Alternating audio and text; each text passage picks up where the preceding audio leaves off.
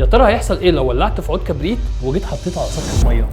هيطفي، لان الميه بتعزل عنده الحراره والاكسجين، وهم اهم عاملين عندي عشان اي نار تبقى موجوده وعمليه الاحتراق تكتمل. فالسؤال هنا، هل ممكن نولع نار تحت الميه؟ لكن لو سالت نفسي سؤال تاني وقلت هيحصل ايه لو جبت اعواد السباركلز بتاعت اعياد الميلاد وجيت حطيتها تحت الميه، بما ان درجه حرارتها كبيره فتوقع ان هي تولع بس برضه ما ولعتش. فيا ترى هيحصل ايه لو جبت اعواد السباركلز ورحت حطيت عليها تيب طبي يخليها ضد الميه؟ اللي انا بحاول اعمله هنا ان انا احاول ان الميه ما تاثرش عليها، فدرجه الحراره بتاعتها تفضل مكمله.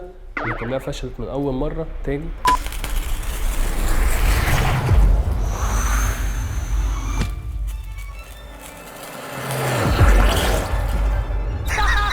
اللي انا بحاول اعمله هنا ان انا احاول احافظ عليها واخليها تولع تحت الميه زي ما انتم شايفين كده.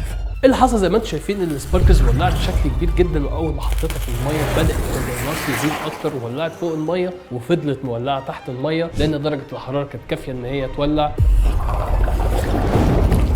وكمان حميناها من الميه فكان في شويه اكسجين، اللي اتوقع ان هو اتفاعل مع شويه اكسجين من الميه اللي موجوده وفضل مولع تحت الميه. ودي مش اول مره اولع نار تحت الميه يا جماعه. الاو جيز اللي عارفين شارع العلوم كويس هم عارفين ان احنا نقدر نولع نار تحت الميه عادي. فانا ولعت نار تحت الميه. سيادتك تعمل لايك وتكتب لي مفيش امتع العلوم في شارع العلوم.